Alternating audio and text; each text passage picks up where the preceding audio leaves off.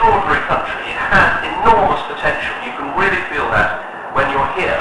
It has suffered an appalling civil war, and then of course suffered again from the tsunami. You can see enormous economic progress been made, and as I say, great potential. I'm hugely optimistic about the country's future. But also, it's very important that we don't ignore issues such as freedom and human rights. So being the first foreign leader to visit the North since independence in 1948, and taking a plane load of media with me, I think that was effective in giving the Tamils in the north of this country a voice, and a voice that the world needs to listen to. Now, of course, no one here wants to return to the days of the Tamil Tigers and the dreadful and brutal things that they did. And of course, we should show proper respect for the fact that this country has suffered almost 3 decades of bloody conflict. And recovery and reconciliation, these things cannot take place in a few months or even in a few years. But yesterday I made clear to Sri Lanka's President Rajapaksa, that he now has a real opportunity through magnanimity and reform to build a successful, inclusive and prosperous future for his country. And I very much hope that he sees it.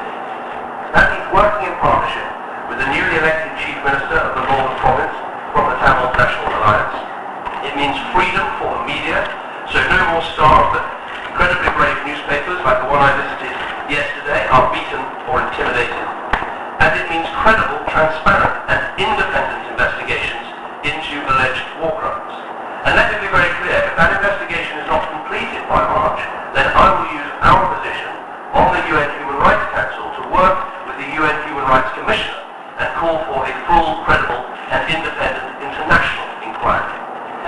And call for a full, credible and independent international inquiry. And call for a full, credible and independent international inquiry. And call for a full, credible and independent international inquiry. It also means giving displaced people, like those that I met yesterday, giving those people a proper home and a proper livelihood so they can rebuild their lives as well.